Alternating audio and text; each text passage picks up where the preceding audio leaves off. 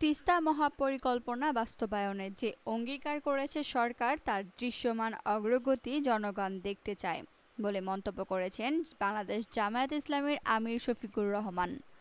সংসদের বিরোধীদলীয় নেতা শফিকুর রহমান বলেন, দেশের 4টা বিভাগে মূলত এই সমস্যা দেখা দিয়েছে: চট্টগ্রাম, সিলেট, রংপুর এবং ময়মনসিংহ বিভাগে। আর বাকি বিভাগগুলো অতটা ভালনারেবল নয়। কিন্তু এই 4টা বিভাগের অবস্থা ক্রমান্বয়ে খারাপের দিকে যাচ্ছে। তবে রংপুর বিভাগ বেশি হুমকিতে পড়বে যদি তিস্তার ওই দিক থেকে বাঁধ সব খুলে দেওয়া হয়। তিনি আরও বলেন, তাহলে যেটা প্রত্যেক বছরই হয়, এটা দুঃখ হয়ে আছে, এই ঝামেলাটা দেখা দেবে।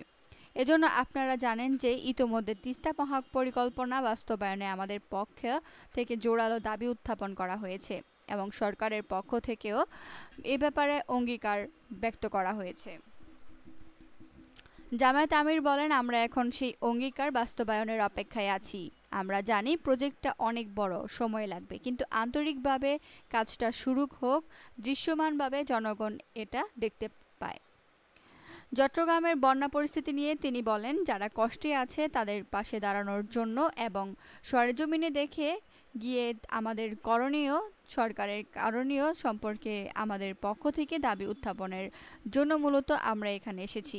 আমি সর্বপ্রথম সেই সমস্ত মানুষদের প্রতি সহানুভূতি জ্ঞাপন করছি এবং তাদের আত্মার মাগফিরাত কামনা করছি। সম্প্রতি বন্যায় যারা নিহত হয়েছেন পাহাড় ধসের কারণে বা বিভিন্ন কারণে, বিশেষভাবে আমরা খুবই উদ্বিগ্ন।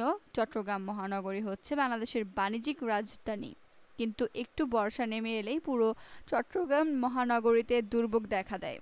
নালা নর্দমা উপচে পড়ে বিভিন্ন ধরনের অসুবিধার কারণে দু একটা মৃত্যুর ঘটনা গতবার ঘটেছে।